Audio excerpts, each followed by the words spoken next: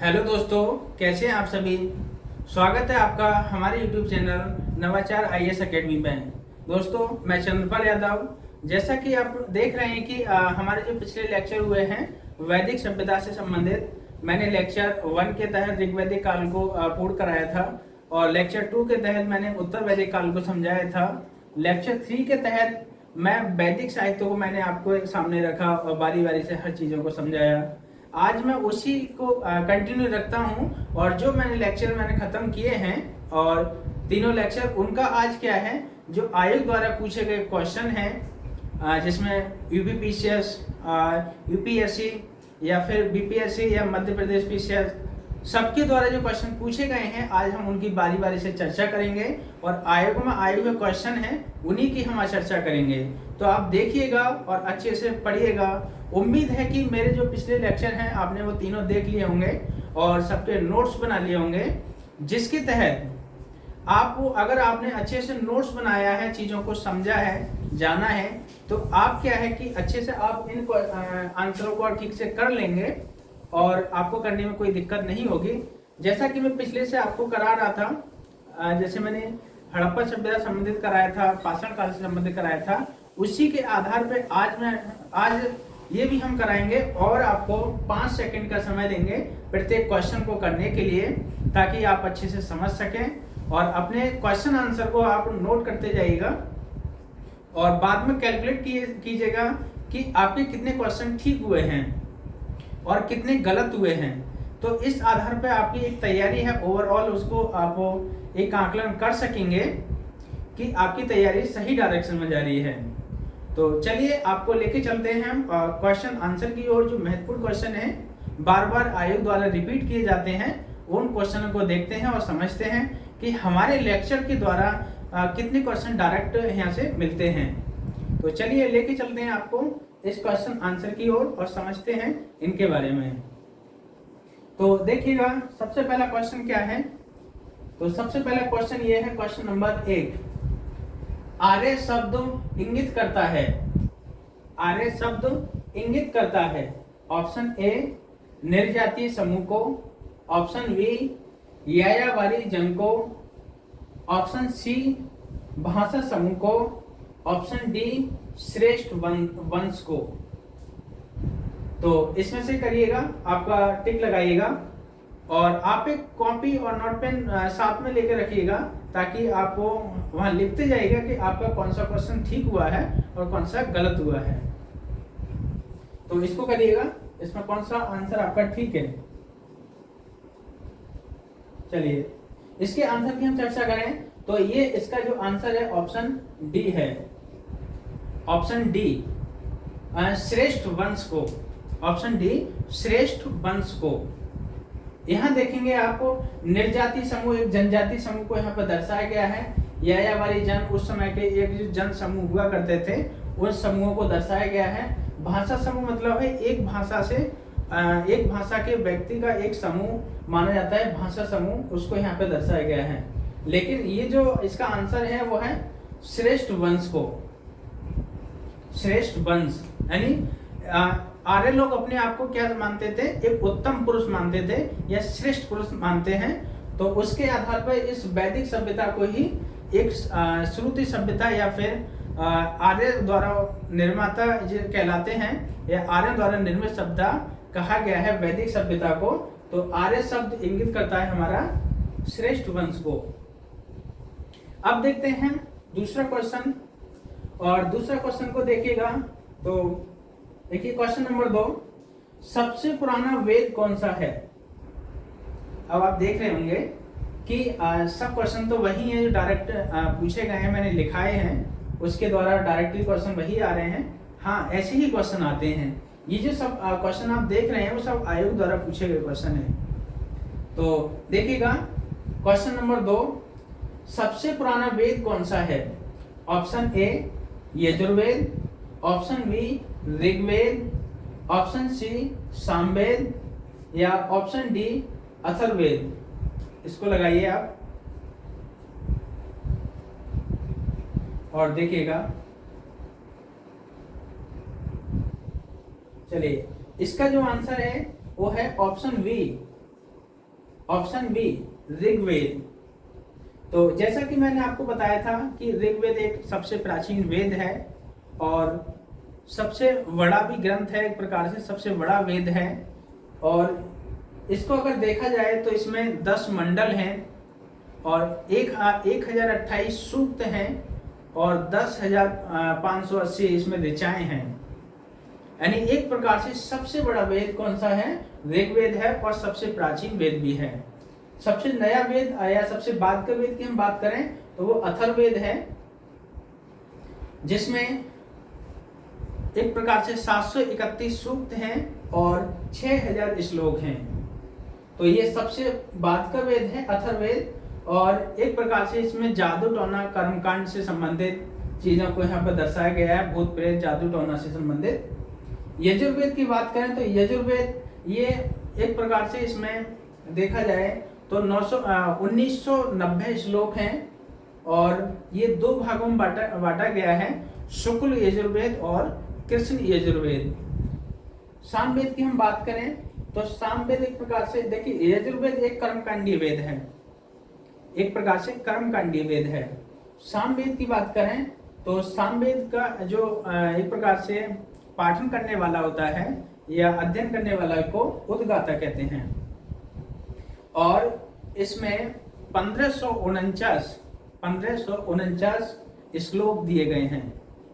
तो यहाँ आपने देखा, अब यहाँ बारी बारी से और देखेंगे। इसके अध्ययन करने वाले को होता या होत्र कहा जाता है और यजुर्वेद के अध्ययन करने वाले को अधर्वी कहा जाता है, अधर्वी। और सामवेद के अध्ययन करने वाले को उद्गाता कहते हैं तथा अथर्ववेद के अध्ययन करने वाले को ब्रह्मा कहा जाता है। यानी अथर्ववेद एक प्रकार से श्रेष्ठ वेद या फिर एक ब्रह्म वेद के समान है। तो बहुत बाद का वेद है अथर्ववेद। अब देखिएगा नेक्स्ट क्वेश्चन। तो हमारा तीसरा जो क्वेश्चन है वो क्या है? वर्ण व्यवस्था से संबंधित पुरुष सूक्त। वर्ण व्यवस्था से संबंधित पुरुष सूक्त मूलतः पाया जाता है, मूलतः पाया जाता है। ऑप्शन ए अथर्ववेद में, option B Samaveda, option C Rigveda या ऑप्शन डी मनुस्मृति। मैंने आपको पढ़ाया था कि अथर्ववेद यानी वर्ण व्यवस्था में पुरुष सूक्त पहले आपने देखा होगा। चलिए पहले इसको आप करिए, उसके बाद में इसकी चर्चा करते हैं। तो इसमें देखिएगा कौन सा इसका आंसर हो सकता है।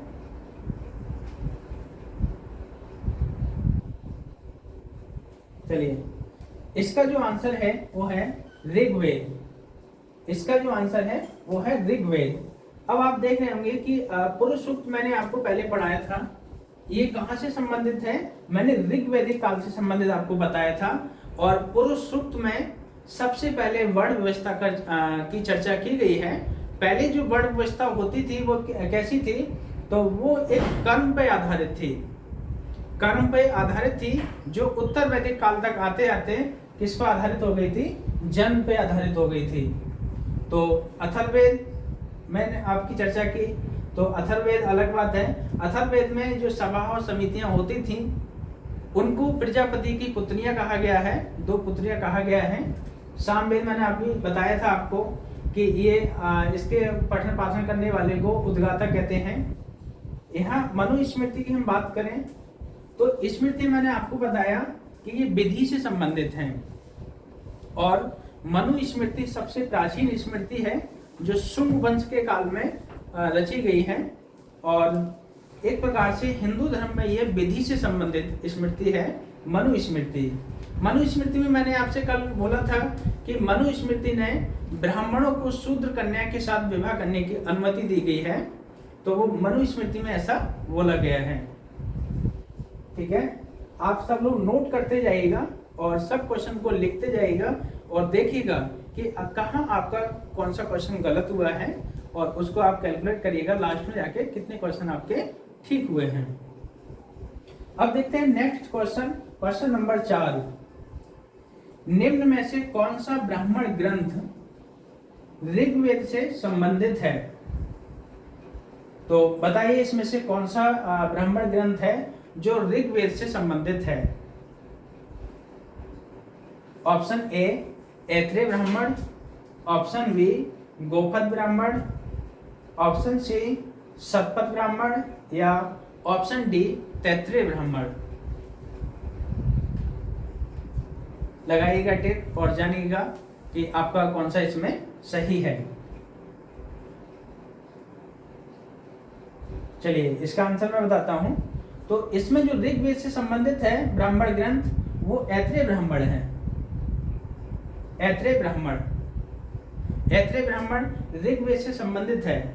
मैंने आपको बताया था उत्तर वैदिक काल में कि ऋग्वेद में कहा गया है, ऐत्रेय ब्राह्मण में कहा गया है कि पुत्री ही समस्त दुखों का कारण है। पुत्री ही समस्त दुखों का कारण है। वो तो किसमें इसका उल्लेख किया गया है? वो उल्लेख किया गया है ऐत्रेय ब्राह्मण में। ये उत्तर वैदिक काल से है, जब महिलाओं की दशा काफी खराब हो गई थी और स्थिति में काफी गिरावट आई, तो उस दौरान ये बोला गया था कि पुत्री का जन्म ही समस्त दुखों का कारण है। तो वो ऐत्रेय ब्राह्मण में यहाँ पे चर्चा की थी। गोपद ब्राह्मण की बात करें तो एक गोपद ब्राह्मण है वो अथर्ववेद से संबंधित है। शतपथ ब्राह्मण की हम बात करें यहाँ पे तो ये यजुर्वेद से संबंधित है और तैत्रीय ब्राह्मण भी यजुर्वेद से ही संबंधित है। तो इस प्रकार से हमने यहाँ पे देखा 4 क्वेश्चनों को यहाँ पे किया। अब देखते हैं नेक्स्ट क्वेश्चन और समझते हैं बारी बारी से कि कितने क्वेश्चन आपके ठीक हुए हैं और कितने गलत हुए हैं। तो चलिए आपको देखते हैं नेक्स्ट क्वेश्चन और जानते हैं। इसको हम क्लीन करते हैं। चलिए देखते हैं यहाँ पे क्वेश्चन नंबर 5 और क्वेश्चन नंबर 5 में देखते हैं कि इसमें कौन सा सही है। तो देखिएगा इसमें सुमेलित कीजिए। क्वेश्चन नंबर 5 सुमेलित कीजिए। एक तरफ आपके वेद दे रखे हैं और दूसरी तरफ उनसे संबंधित क्या दे रखे हैं, जो उनसे तरफ संबंधित तथ्य हैं उनको यहाँ पे दर्शाया गया है। अब इस क्वेश्चन को कैसे करेंगे, ये आईएएस में पूछा हुआ क्वेश्चन है और काफी महत्वपूर्ण क्वेश्चन है, यूपीएससी द्वारा पूछा गया है।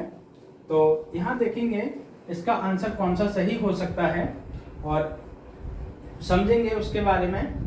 तो यहाँ देखिए अथर्ववेद किससे संबंधित है। अगर आपने मेरे लेक्चर को ठीक से पढ़ा होगा, देखा होगा, तो समझ सकते हैं कि अथर्ववेद किससे संबंधित है। तो यहाँ देखिएगा अथर्ववेद किससे संबंधित है। पहले आपको 5 सेकंड में इसको करने की कोशिश करिए, उसके बाद में हम इसको कराते हैं।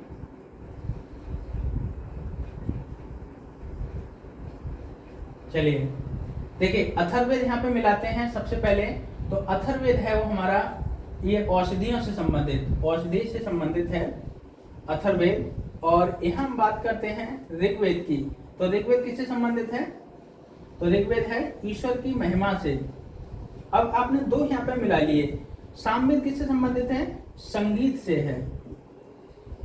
सामवेद संगीत से संबंधित है। तो डी पे 4 यहाँ देखिए, तो डी पे 4 कौन सा है, तो एक इसमें है, ए में और ऑप्शन बी में है। बाकी हम देखेंगे ए पे 3, तो ए पे 3 इसमें है पहले ऑप्शन में। तो इसका आंसर कौन सा हो सकता है, तो यजुर्वेद किससे संबंधित है, यजुर्वेद है इससे बलिदान विधि से। तो इसका आंसर देखिए आपके अनुसार कौन सा हो रहा है। तो इसका जो आंसर हो रहा है 1 पे 3, 2 पे, बी पे 1 और सी पे 2 और डी पे 4। तो इसका जो आंसर है वो ये है ए, आंसर ए है। अब देखते हैं नेक्स्ट क्वेश्चन, क्वेश्चन नंबर 6 देखते हैं और इसमें देखते हैं भारत के किस स्थल की खुदाई से लोहे धातु के प्राचीनतम प्रमाण मिले हैं। Option A Takshashila, option B Atranji Khera, option C Kaushambi या ऑप्शन डी हस्तिनापुर। तो इसमें आप देखिएगा मैंने आपको बार बार बताया है इससे संबंधित, ये पीसीएस में आयोग द्वारा पूछा हुआ क्वेश्चन है। और इसमें देखिए कौन सा इसका आंसर है, 5 सेकंड का समय है, तो इसको करिए। तो चलिए इसका जो आंसर है वो है अतरंजी खेड़ा। यानी इसमें आप देखा जाए तक्षशिला जो हमारा क्षेत्र पड़ता है वो एक प्रकार से कश्मीर के उत्तर पश्चिम में पड़ता है। कश्मीर के उत्तर पश्चिम में तक्षशिला, पहले तक्षशिला विश्वविद्यालय था प्राचीन समय में, और ये एक ऐसा विश्वविद्यालय था जहाँ से काफ़ी बड़े बड़े विद्वानों ने यहाँ पे शिक्षा ग्रहण की थी। जैसे चाणक्य की बात करें तो चाणक्य ने भी तक्षशिला से ही शिक्षा ग्रहण की थी। तो ये बहुत प्राचीन विश्वविद्यालय है। और अतरंजी खेड़ा, अतरंजी खेड़ा की हम बात करें तो 1000 ईसा पूर्व के आसपास अतरंजी खेड़ा से हमको जो एटा जिला उत्तर प्रदेश में स्थित है वहां से हमको सबसे पहले लोहे के प्रमाण मिलते हैं। और इसके साथ साथ ही अतरंजी खेड़ा से हमको चावल, गेहूं और जौ के भी एक साथ होने के प्रमाण यहाँ से मिले हैं। कौशाम्बी की बात करें तो कौशाम्बी का जो क्षेत्र है वो एक इलाहाबाद के आसपास का एरिया है कौशाम्बी। हस्तिनापुर की हम बात करें तो हस्तिनापुर ये मेरठ जिला में पड़ता है। हस्तिनापुर जहाँ से कुरुक्षेत्र या कौरव और पांडवों के बीच के जो युद्ध चल रहा था महाभारत का, तो उससे संबंधित ये घटना है। महाभारत के अगर युद्ध की बात करें तो लगभग 950 ईसा पूर्व के आसपास की ये घटना है। और हस्तिनापुर उसी समय डेवलप हो रहा था, विकसित हो रहा था। तो हस्तिनापुर वो मेरठ से संबंधित है। तो इसका आंसर कौन सा है?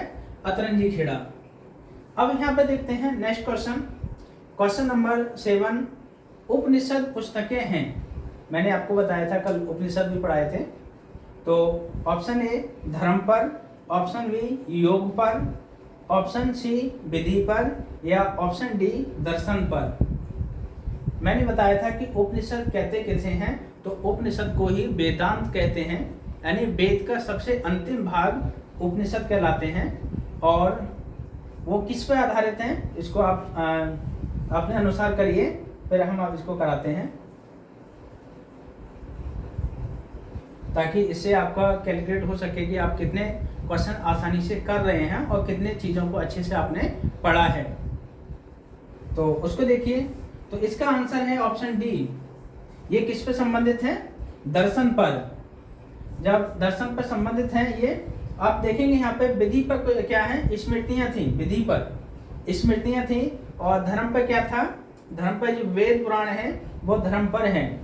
योग पर भी पतंजलि की काफी पुस्तकें हैं जो योग पर संबंधित हैं। तो इस प्रकार से आपने देखा कि जो क्वेश्चन यहाँ पे बारी बारी से यहाँ पे आए हुए हैं ये आयोग द्वारा ही पूछे गए हैं। मैं इसलिए आपसे बोल रहा हूँ बार बार कि आप मेरे पुराने लेक्चरों को देखिए, उससे आपको डायरेक्टली यहाँ से क्वेश्चन मिलेंगे और आप यहाँ से महसूस कर सकते हैं कि कितनी आपकी तैयारी सही डायरेक्शन में चल रही है। तो मेरा पर्पज यही है यहाँ पे क्वेश्चन आंसर कराने का कि आप ये अपने आप को कैलकुलेट कर सकें कि आप सही डायरेक्शन में तैयारी कर रहे हैं। और ये जो सब क्वेश्चन हैं वो आयोग द्वारा पूछे हुए हैं, जिसमें IAS द्वारा भी, UPSC द्वारा भी पूछे गए हैं, UPPSC द्वारा पूछे गए हैं और BPSC तथा मध्य प्रदेश इत्यादि आयोग द्वारा पूछे हुए ये क्वेश्चन हैं। ठीक है, तो इसलिए आप सभी क्वेश्चनों को लिखते जाइएगा और साथ ही साथ उसको कैलकुलेट करिए कितने क्वेश्चन आपके ठीक हैं। चलिए अब देखते हैं नेक्स्ट क्वेश्चन, क्वेश्चन नंबर 8। और क्वेश्चन नंबर 8 देखेंगे यहाँ पे। तो देखिए, आध्यात्म ज्ञान के विषय में नचिकेता और यम का संवाद किस उपनिषद में प्राप्त होता है? यानी जो नचिकेता और यम का जो संवाद हुआ है आध्यात्म ज्ञान के बारे में, उसका जो संवाद किस उपनिषद में इसका उल्लेख किया गया है वो यहाँ पे देखेंगे। Option A Brihadaranyaka Upanishad, option B Chandogya Upanishad, option C Kathor Upanishad, या ऑप्शन डी कैन उपनिषद। तो इसको करिए। देखिए, ये कुछ ही क्वेश्चन ऐसे होते हैं जो बार बार रिपीट होते हैं और बार बार आयोग द्वारा पूछे जाते हैं। आप इनको आसानी से कर लेंगे तो आने वाले समय में आपको कोई दिक्कत नहीं होगी। तो यहाँ देखिएगा इसका आंसर कौन सा है। चलिए, इसका जो आंसर है ऑप्शन सी कठोर उपनिषद। मैंने आपको जो बताया था यजुर्वेद का जो उपनिषद है, और यजुर्वेद के जो उपनिषद हैं बृहदारण्यक उपनिषद, छंदोग्य उपनिषद या कठोर उपनिषद।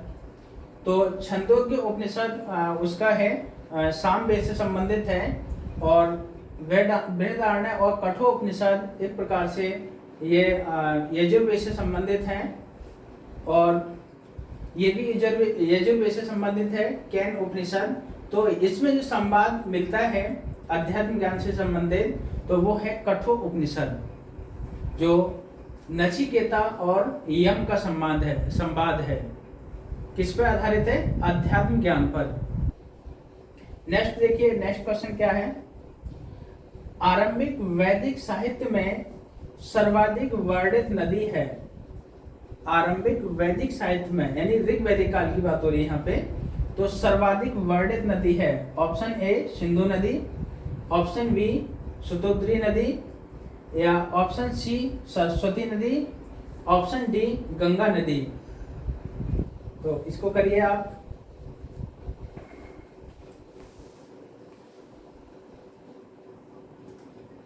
चलिए, इसका जो आंसर है वो है सिंधु नदी।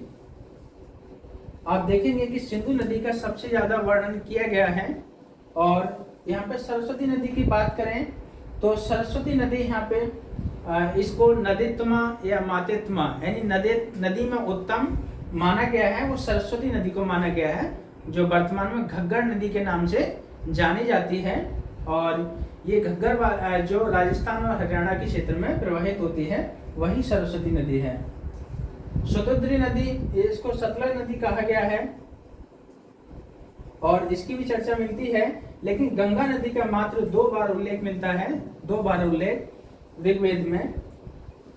तो सबसे ज्यादा वर्णित नदी कौन सी है? वो है सिंधु नदी। नेक्स्ट क्वेश्चन देखिएगा, क्वेश्चन नंबर 10। तो वैदिक नदी अस्कनी की पहचान, मैंने आपको जो कराया था, कुछ नदियां लिखाई थी, टेबल बनवाया था, उसी से संबंधित है और आयोग द्वारा पूछा गया क्वेश्चन ये। वैदिक नदी अस्कनी की पहचान निम्न नदियों में से किस एक के साथ की जाती है? ऑप्शन ए व्यास नदी, ऑप्शन बी रावी नदी, ऑप्शन सी चेनाब नदी, या ऑप्शन डी झेलम नदी। मैंने आपको टेबल बनवाई थी, उसी से संबंधित है और आयोग द्वारा पूछा गया है। तो इसको करिए और साथ ही साथ सभी अपने क्वेश्चन को कैलकुलेट करते जाइएगा कि आपका कितने क्वेश्चन गलत हुए हैं और कितने सही हुए हैं, ये लिखते जाइएगा। लास्ट में जाके इनको मिलान करिए कि कितने क्वेश्चन आपके सही हुए हैं, और ये आयोग द्वारा पूछे हुए क्वेश्चन हैं। ठीक है, इसको करते हैं। अस्कनी की पहचान किससे होती है? चेनाब नदी से। मैंने आपको बताया था टेबल के दौरान कि चेनाब नदी से अस्कनी की पहचान होती है। और अगर इसको हम जोड़ते हैं वैदिक काल से हड़प्पा काल से संबंधित, तो चेनाब नदी के ही तट पर जो मांडा सबसे उत्तरी भाग है, उत्तरी भाग में सिंधु घाटी सभ्यता का, वो चेनाब नदी के तट पर ही मिला है, अखनूर जिला कश्मीर। ठीक है, व्यास नदी, ये व्यास नदी और सतलज नदी दोनों का जो संगम होता है, तो वहां पे भाखड़ा नागल बांध की स्थापना की गई है, जो हमारे भारत में गुरुत्वीय बांध की दृष्टि से सबसे ऊंचा बांध है, भाखड़ा नागल बांध। इसको ज्योग्राफी से जोड़ दीजिए।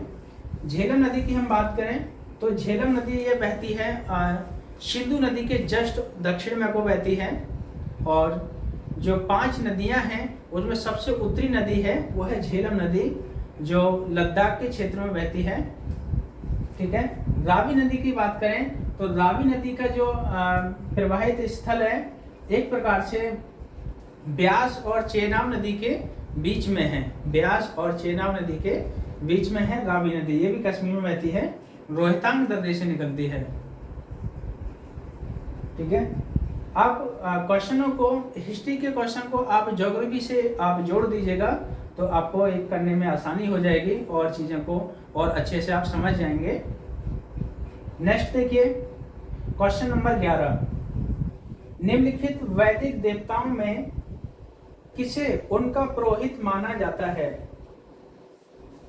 निम्नलिखित वैदिक देवताओं में किसे उनका पुरोहित माना जाता है? पुरोहित, मैंने आपको बताया था वैदिक साहित्य के दौरान जो अधिकारी हुआ करते थे, पुरोहित, सेनानी, पुरोहित या विशप, ये सब जो अधिकारी हुआ करते थे, उनमें ही एक देवता है, उनको भी पुरोहित माना गया है। वो कौन से हैं? तो इसको आप करिए।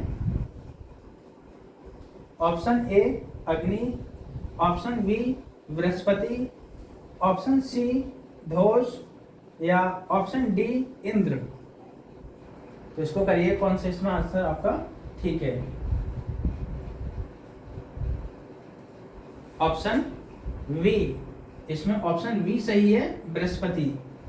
बृहस्पति आप देख रहे हैं कि बृहस्पति को ही इनमें किसका पुरोहित माना गया है, वैदिक देवताओं में पुरोहित माना गया है, वो बृहस्पति को माना गया है।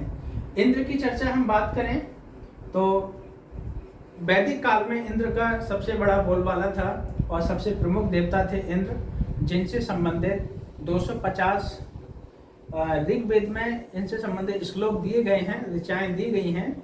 इंद्र को ही पुरंदर माना गया है। पुरंदर का मतलब होता है किले तोड़ने वाला, किले तोड़ने वाला माना गया है इंद्र को। अग्नि दूसरे प्रमुख देवता हैं ऋग्वैदिक काल के और काफी प्रमुख है, तो इंद्र के बाद इन्हीं का स्थान आता है और अग्नि को ही मध्यस्थता का देवता माना गया है।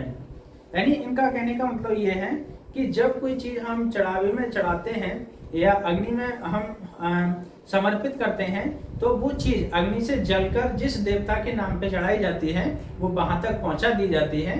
तो इसका मतलब यह है कि एक प्रकार की मध्यस्थता का काम कर रहे हैं। जैसे अगर हम बात की जाए वर्तमान समय से इसको हम जोड़ें तो आज का जो शासन होता है और जनता, शासन और जनता की जो बीच की कड़ी है प्रशासन, जिसकी हम सब लोग तैयारी करते हैं और एक सपना देखते हैं प्रशासनिक सेवा में जाने का, चाहे वो सिविल सेवा हो या चाहे वो रेवेन्यू सेवा हो, चाहे आईएएस हो, पीसीएस हो या आईपीएस हो, वो सब क्या है प्रशासनिक सेवा में आते हैं। और प्रशासनिक सेवा शासन और जनता के बीच की एक कड़ी होती है, वो मध्यस्थता का काम करती है। जब हम कोई बात रखते हैं तो प्रशासन के माध्यम से शासन तक पहुंचाई जाती है। वैसे ही एक प्रकार से देखा जाए तो जो अग्नि देवता हुआ करते थे वो मध्यस्थता का ही काम करते थे, तो इसलिए इनको मध्यस्थता का देवता बोला गया है, अग्नि देवता को। और ऋग्वैदिक काल में ये दूसरे प्रमुख देवता हैं, इंद्र के बाद इन्हीं का स्थान आता है और इनसे संबंधित ऋग्वेद में 200 श्लोक दिए गए हैं।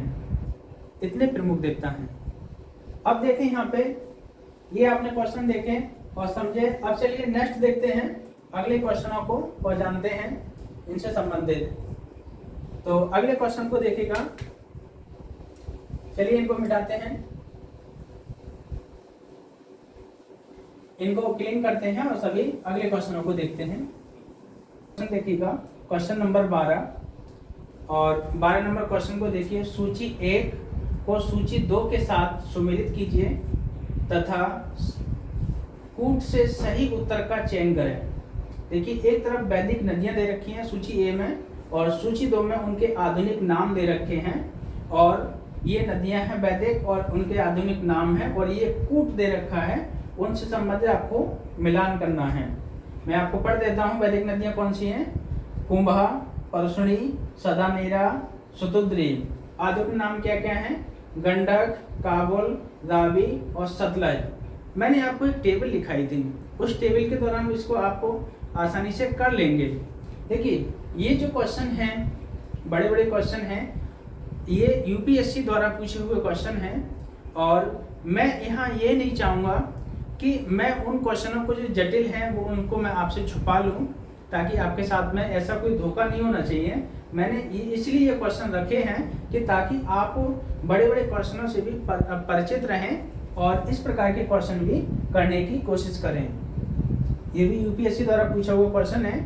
तो सबसे पहले आप 5 सेकंड में इसको करने की कोशिश करिए, इसका आंसर बताइए, फिर मैं आपको कराता हूँ। तो इसको आप कराइए। सबको दिख रहा है ना क्लियर? सबको क्लियर दिख रहा है ना? हाँ, तो इसको करिए आप। चलिए इसका आंसर हम सॉल्व करने की कोशिश करते हैं और इसको मिलाने की कोशिश करते हैं। तो देखिए कुंभा देखिए ये अफगानिस्तान में नदी बहती है और हिंदू कुश पर्वत श्रेणी से निकलती है। तो ये कुंभा नदी, इसका आधुनिक नाम क्या है? काबुल। अफगानिस्तान की राजधानी भी काबुल है और कुंभा नदी वैदिक नाम है इसका, लेकिन आधुनिक नाम क्या है इसका? काबुल नाम है। वही देखें परसुनी नदी, तो परसुनी का आधुनिक नाम क्या है? रावी है। तो यहाँ सदा नीरा की बात करें तो सदा नीरा किसका नाम है? गंडक का। शतुद्री किसका नाम है यहाँ पे? तो ये किसका है? सतलज का। यहाँ देखिए क्या कूट बनता है, 1 पे 2 और बी पे 3, सी पे 1 और डी पे 4। तो क्या कूट हुआ? 2 3 1 4। तो 2 3 1 4 किसमें होता है? तो 2 3 1 4, ऑप्शन बी सही है। इसमें ऑप्शन बी सही है। मैंने आपको बताया था कि जो 8 नदियां हैं, लगभग 8 या 10 नदियां हैं, इनके प्राचीन नाम और आधुनिक नाम काफी परिवर्तित हो गए हैं, वो बार बार पूछे जाते हैं। वो उसी संबंधित क्वेश्चन है। तो इसको आप कैलकुलेट करिए और देखिए कि आपका आंसर ठीक हुआ या गलत हुआ, उसको आप लिख लीजिएगा ईमानदारी के साथ में, ताकि आप अपने आप को जांच सकें कि आपकी डायरेक्शन किस तरफ है, आप अच्छे से चीजों को पढ़ रहे हैं या नहीं। देखिए दूसरा क्वेश्चन हमारा, देखिए क्वेश्चन नंबर 13, और ये भी एक आईएएस द्वारा पूछा हुआ क्वेश्चन है। यूपीएससी ने इस क्वेश्चन को पूछा है। और तो इसमें देखिए 2 कथन दे रखे हैं, कथन 1 और कथन 2। आपको वैदिक संबंध है, ये धर्म तथा रीत से संबंधित है, तो इसको आप पहले करिए, उसके बाद इसको हम समझाते हैं। क्वेश्चन क्या है?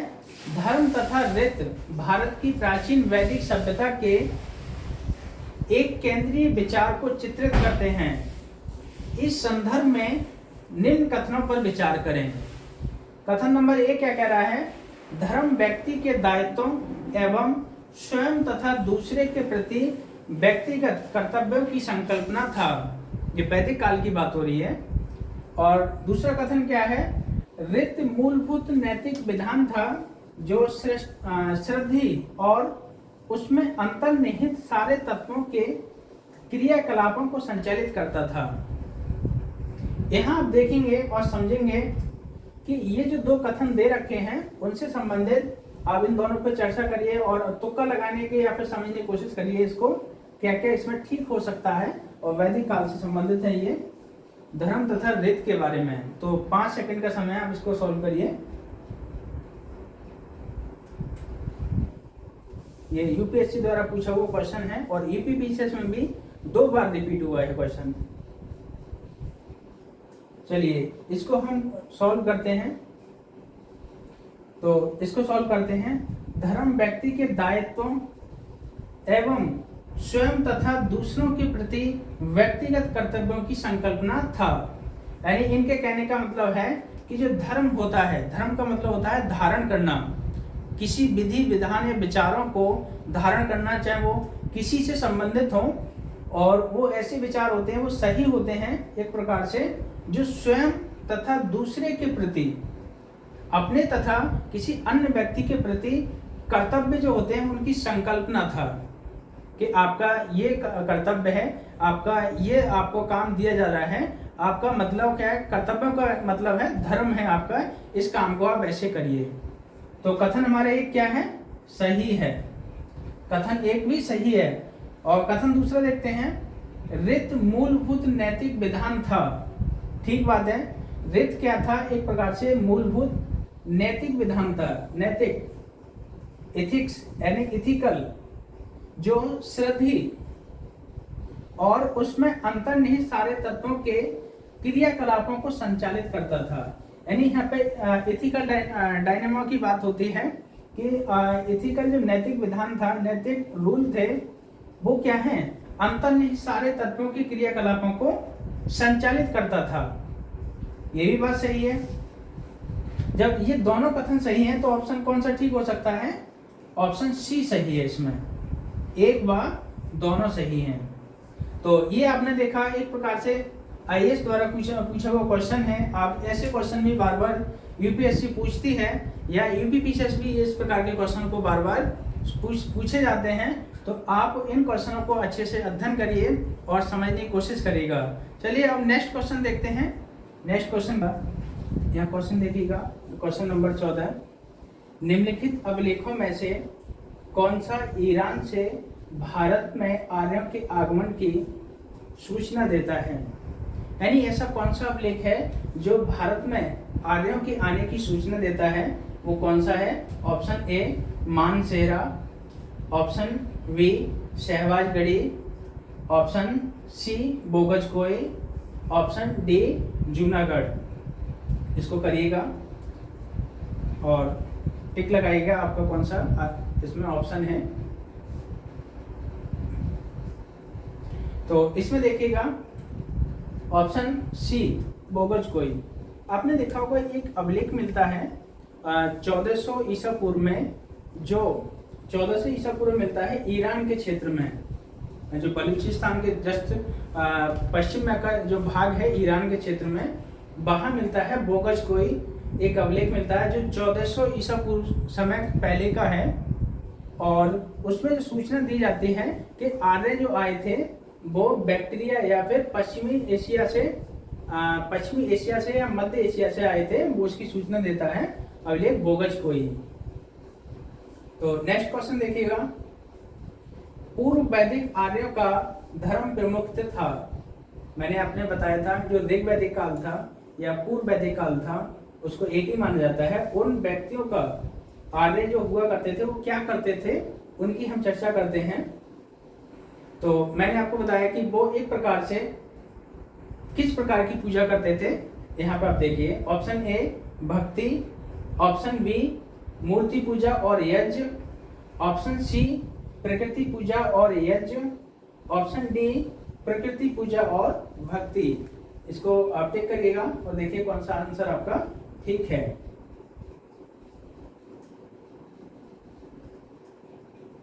चलिए इसको देखिए, इसका जो आंसर है वो है प्रकृति पूजा और यज्ञ करना।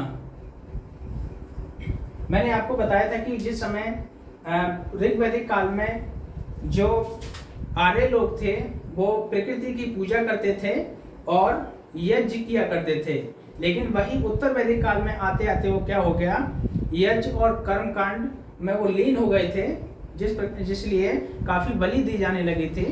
तो वो उत्तर वैदिक काल की घटना है, लेकिन ये पूर्व वैदिक आर्यों की अगर बात की जा रही है तो प्रकृति पूजा और यज्ञ करना है।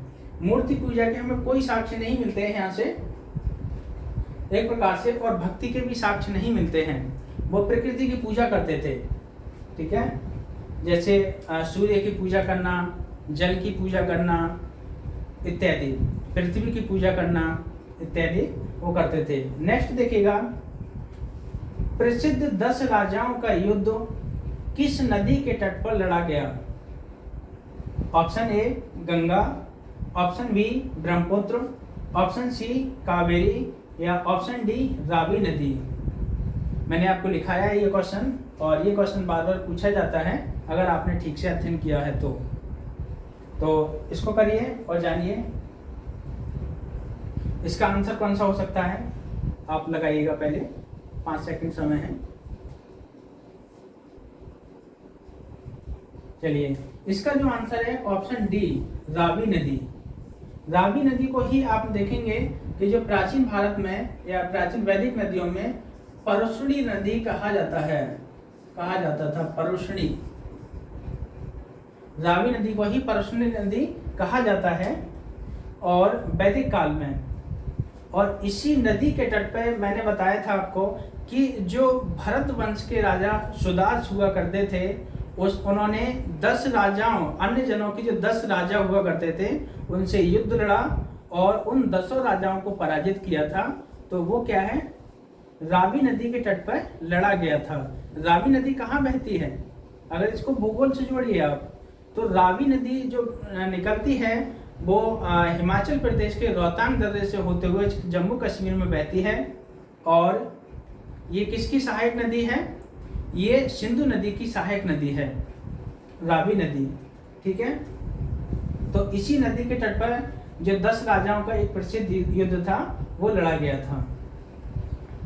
नेक्स्ट देखिए क्वेश्चन नंबर 17, निम्न में से किस नदी को ऋग्वेद में मातेत्मा, नदीत्मा और देवित्मा, यानी नदियों की माता और नदियों में नदीत्मा, नदियों में सबसे उत्तम, और देवित्मा एक देवी के समान संबोधित किया गया है तो वो कौन सी नदी है?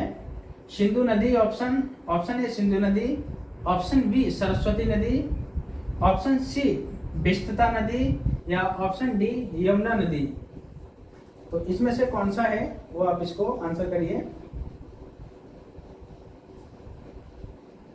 चलिए, इसका जो आंसर है वो है सरस्वती नदी, ऑप्शन बी। देखिए, सरस्वती नदी जो वर्तमान समय में घग्गर नदी के नाम से जानी जाती है और ये हरियाणा तथा राजस्थान के पश्चिमी भाग में बहती है और वही ये घग्गर नदी है, अब विलुप्त हो चुकी है, लेकिन इसका आधुनिक नाम घग्गर है। तो इसी नदी को सर्वोत्तम इस प्रकार से संबोधित किया गया है, मातेत्मा, नदीत्मा और देवीत्मा के नाम से। आप सिंधु नदी को इसमें आप संबोधित मत मान लीजिएगा, ऑप्शन आपका गलत हो जाएगा। तो इसका जो आंसर है ऑप्शन बी है सरस्वती नदी। तो ये जो आपने देखे क्वेश्चन, अब देखते हैं नेक्स्ट क्वेश्चन और जानते हैं आगे का क्वेश्चन। देखिएगा क्वेश्चन नंबर 18। क्वेश्चन नंबर 18 की हम चर्चा करते हैं यहाँ पे। किस वेद में सभा और समिति को प्रजापति की 2 पुत्रियां कहा गया है? आयोग द्वारा पूछा हुआ क्वेश्चन है और ऑप्शन क्या है? Option A Rigveda, option B Samaveda, option C Atharvaveda, option D Yajurveda. इसको आप करिए, 5 सेकंड का समय है, ये बार बार मैंने लिखाया भी है। तो कौन सा ऐसा वेद है जिसमें सभा और समिति को प्रजापति की 2 पुत्रियां कहा गया है? तो इसमें देखिएगा, इसका जो आंसर है वो है ऑप्शन सी अथर्ववेद। मैंने आपको बताया था कि अथर्ववेद में ही इनकी चर्चा की गई है, सभा और समिति की। उस समय ऋग्वैदिक काल में सभा और समिति की काफ़ी वैल्यू थी, काफ़ी वरीयता दी जाती थी।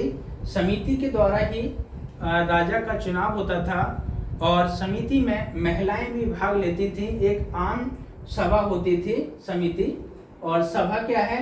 एक ये उच्च कुलीन वर्गों की सभा थी। समिति एक आम लोगों की सभा होती थी जिसमें महिलाएं भी भाग लेती थी।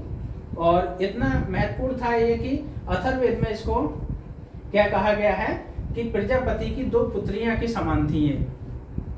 नेक्स्ट देखिए क्वेश्चन नंबर 19। सर्वाधिक ऋग्वैदिक सूक्त समर्पित हैं, किसको समर्पित हैं? मैंने लिखा है, ये लिखाया है, ऋग्वैदिक काल से संबंधित है। ऑप्शन ए अग्नि को, ऑप्शन बी इंद्र को, ऑप्शन सी रुद्र को, या ऑप्शन डी विष्णु को। इसको सॉल्व करिए 5 सेकंड में। इसका जो आंसर है वो है ऑप्शन बी इंद्र को। मैंने आपको लिखाया था कि इंद्र को ही पुरंदर माना जाता है एक प्रकार से, और पुरंदर का मतलब होता है किले तोड़ने वाला। तो इंद्र को ही ऋग्वेद में 250 श्लोक या 250 मंत्र द्वारा संबोधित किया जाता है, या इन्हीं से संबंधित हैं, वो इंद्र से हैं। बाकी अग्नि की बात करें तो अग्नि से संबंधित 200 श्लोक दिए गए हैं, तो वो दूसरे प्रमुख देवता थे ऋग्वैदिक काल के, और सर्वप्रथम या सर्वप्रमुख देवता इंद्र को माना गया है। ठीक है, नेक्स्ट देखते हैं क्वेश्चन नंबर 20। निम्नलिखित में से किसे युद्ध देवता समझा जाता है? निम्नलिखित में से किसे युद्ध देवता समझा जाता है? ऑप्शन ए इंद्र को, ऑप्शन बी अग्नि को, ऑप्शन सी सूर्य को, या ऑप्शन डी वरुण को। मैंने आपको बताया था कि यहाँ पे लिखाया भी है, इसको आप पहले सॉल्व करिए और अपने अनुसार देखिए कौन सा आंसर इसमें हो सकता है। तो चलिए देखते हैं, इसका जो आंसर है ऑप्शन ए इंद्र को। मैंने बताया था कि आपको जो इंद्र थे ऋग्वैदिक काल में इनको पुरंदर भी कहा जाता था, और पुरंदर का मतलब है एक प्रकार से किला तोड़ने वाला। तो इंद्र को पुरंदर कहा गया है। अग्नि को मध्यस्थता का देवता माना गया है, और सूर्य एक अंतरिक्ष के देवता थे, आकाश के सॉरी, और वरुण को जल तथा समुद्र का देवता माना गया है। तो इस प्रकार से देखा आपने कि इसका आंसर क्या है? इंद्र है। अब नेक्स्ट देखते हैं क्वेश्चन नंबर 21। गायत्री मंत्र के नाम से प्रसिद्ध सर्वप्रथम प्रसिद्ध मंत्र, गायत्री मंत्र के नाम से प्रसिद्ध मंत्र सर्वप्रथम किस ग्रंथ में मिलता है? तो किस ग्रंथ में मिलता है? Option A Bhagavad Gita, option B Atharvaveda, option C Rigveda या ऑप्शन डी मनुस्मृति में। तो यहाँ आप देखेंगे, इसको क्वेश्चन को करेंगे और समझेंगे इसका आंसर क्या हो सकता है। चलिए, इसका जो आंसर है वो है ऑप्शन सी ऋग्वेद। मैंने आपको बताया था कि जो गायत्री मंत्र है वो सविता के लिए समर्पित है, जो ऋग्वेद के तीसरे मंडल में इसको दिया गया है, तीसरे मंडल में इसका उल्लेख किया गया है ऋग्वेद में। तो वो मंत्र है गायत्री मंत्र, किसको समर्पित है? सविता के लिए। सविता, जो सविता चमकते सूर्य की देवी हुआ करती थी या देवता हुआ करती थी, उनको समर्पित है गायत्री मंत्र। इसका उल्लेख कहाँ किया गया है? ऋग्वेद में किया गया है। तो जैसा कि आप देख रहे हैं, सभी क्वेश्चनों को आप बारी बारी से करते जाइएगा और समझते जाइएगा और लगाते जाइएगा, ताकि बाद में कैलकुलेट करिएगा कि आपके कितने क्वेश्चन सही हुए हैं। चलिए आगे नेक्स्ट देखते हैं। क्वेश्चन नंबर 22 देखिएगा। तो क्वेश्चन नंबर 22 क्या है? महाभारत मूलतः किस रूप में जानी जाती थी? यानी जो महाभारत जो हमारा ग्रंथ है, महापुराण है या एक प्रकार से ग्रंथ माना जाता है, वो किस शुरुआत में किस नाम से जानी जाती थी? ऑप्शन ए बृहत कथा, ऑप्शन बी ब्राह्मण, ऑप्शन सी बृहत संहिता, ऑप्शन डी जय संहिता। तो इसको करिए आप और क्वेश्चन लगाइएगा, इसका कौन सा आपका आंसर है। चलिए, इसका जो आंसर है वो है ऑप्शन डी जय संहिता। ऑप्शन डी जय संहिता। यानी शुरुआत में महाभारत में जब 24,000 श्लोक थे तो उसको जब 8,000 इसमें श्लोक थे तो उसको जय संहिता के नाम से जाना जाता था। जैसे जैसे इसमें 24,000 श्लोक हो गए थे तब इसका नाम भारत पड़ा था, और जब इसमें श्लोकों की संख्या 1 लाख से ऊपर हो गई तब इसका नाम महाभारत पड़ा। यानी जो शुरुआत का इसका नाम है वो जय संहिता है। तो ऑप्शन इसमें डी है। ठीक है, नेक्स्ट क्वेश्चन देखिए, जो क्वेश्चन बार बार पूछे जाते हैं वो है सत्यमेव जयते। एक शब्द है सत्यमेव जयते, शब्द किस उपनिषद से लिया गया है? Option A Mandukya Upanishad, option B Kathopanishad, option C Chandogya Upanishad या ऑप्शन डी मुंडक उपनिषद। तो इसमें से कौन सा आंसर है आपके अनुसार? तो आप उसको सॉल्व करिए।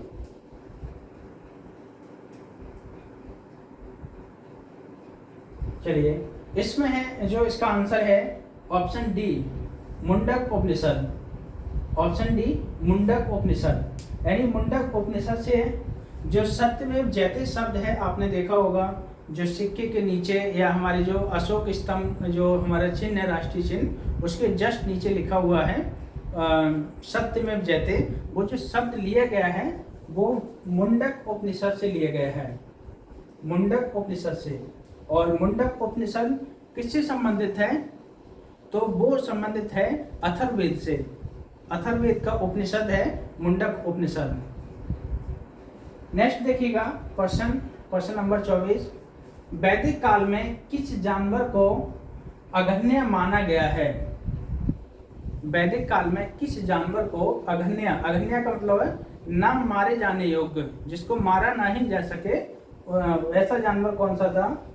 तो ऑप्शन ए बैल, ऑप्शन बी भेड़, ऑप्शन सी गाय, ऑप्शन डी हाथी। तो इसका आंसर आप लगाइए। तो इसका जो आंसर है ऑप्शन सी गाय। गाय एक ऐसा जानवर था वैदिक काल में जिसको अघन्य माना गया था, यानी कि जो ना मारे योग्य जाने हो ऐसा जानवर था, जिसको मारा नहीं जा सके या मारे जाने पर एक अपराध होता था, तो ऐसे जानवर को अघन्य कहा गया है। इसी के आधार पर एक तथ्य और भी है, जो गायों को एकत्रित करता था या पालता था या गोधन को रखता था, वैसे पूरे समूह को एक ही गोत्र का माना गया है। और गोत्र में देखा है तो गाय को एकत्रित करने वाले को ही एक ही गोत्र का माना जाता था। यहाँ पे देखेंगे गाय उस समय एक प्रकार का एक बहुत महत्वपूर्ण जानवर था। ठीक है, अब देखेंगे नेक्स्ट क्वेश्चन, क्वेश्चन नंबर 25। ऋग्वैदिक काल के प्रारंभ में निम्न में से किसे महत्वपूर्ण मूल्यवान संपत्ति समझा जाता था? ऑप्शन ए भूमि को, ऑप्शन बी गाय को, ऑप्शन सी स्त्रियों को, या ऑप्शन डी जल को। तो इसको आप लगाइए।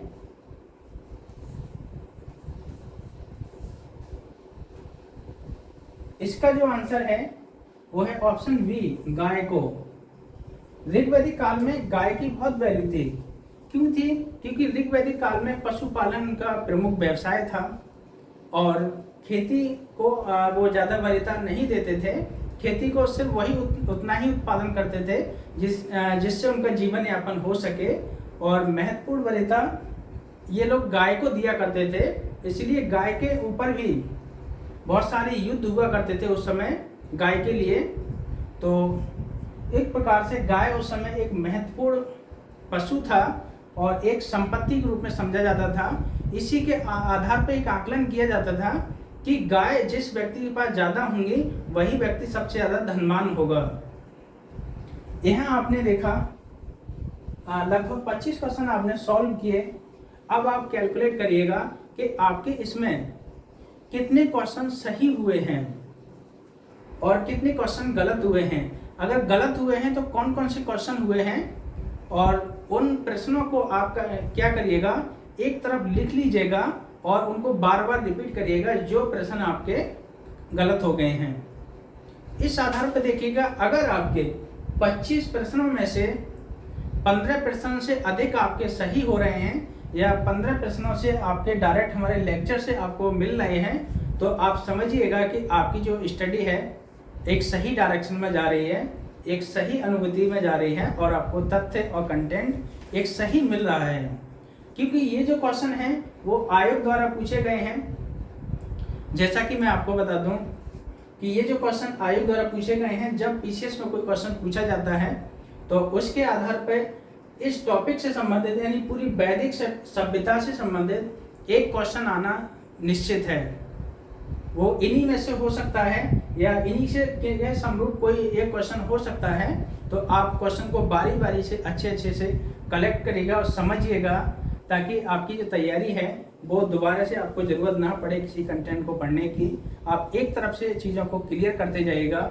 सब जैसे जैसे मैं पढ़ा रहा हूँ आपको वैसे वैसे हर टॉपिक का आप नोट्स बनाते जाइएगा और नोट्स को बार बार रिवीजन करिए।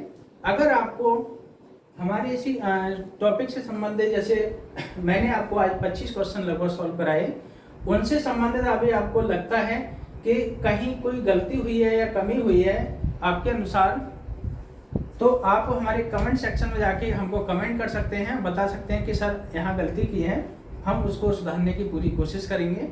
और ये जो क्वेश्चन थे मैंने सभी आयोग द्वारा जो पूछे गए हैं उनको ही यहाँ पे रखा है। दोस्तों, जैसे कि हमारे जो एंशिएंट भारत यानी प्राचीन भारत का इतिहास जो चल रहा है उसके संबंध में ये हमारा तीसरा टॉपिक था जो हमारा आज कंप्लीट हुआ। पहला हमारा पाषाण काल हमने कंप्लीट किया, दूसरा हमने हड़प्पा सभ्यता कंप्लीट की, तीसरा जो हमारा टॉपिक है ये वैदिक काल, ये कंप्लीट होता है। अब मैं आपको नेक्स्ट जो टॉपिक शुरू करूँगा वो टॉपिक हमारा होगा धार्मिक सुधार आंदोलन से संबंधित, जिसमें बौद्ध धर्म सबसे पहले हम उठाएंगे और उससे संबंधित देखेंगे कि कहाँ कहाँ से कैसे क्वेश्चन पूछे जाते हैं। उन तथ्यों को और कंटेंट को एक साथ जुटाएंगे और यहाँ आपके सामने प्रस्तुत करेंगे। लेकिन उससे पहले मैं आपको बता दूं कि कल एक जो क्लास आई थी आपके सामने सीसेट से संबंधित, जिसमें आपका सीसेट में यूपीपीसीएस का जो सीसेट है वो भी आपका कवर होगा, यूपीएससी का जो सीसेट है वो भी आपका कवर होगा, जिसमें जो मैथ पढ़ा रहे हैं सर सुनील मिश्रा सर, तो उनसे संबंधित था। और मैं आपको एक चीज़ और ओपन करता हूँ यहाँ पे कि जो भी आपके आने वाले एग्ज़ाम हैं, जैसे बीडीओ का एग्ज़ाम है या एक प्रकार से बीपीएससी का एग्ज़ाम है जिसके अंतर्गत 10 क्वेश्चन आपके मैथ से संबंधित पूछे जाते हैं, और या फिर यूपीपीसीएस का जो एग्ज़ाम है 2023 प्रीलिम्स उससे संबंधित, या यूपीएससी का जो भी एग्ज़ाम है उनसे संबंधित, तो ऐसे एग्ज़ामों में आप देखेंगे कि जो मैथ वाला सेक्शन है वो यहाँ से आपका कवर हो जाएगा। यहाँ अभी इनकी शुरुआत है मैथ की लेकर, और हल्के हल्के चीज़ों को आप टिपिकल लेकर जाएंगे।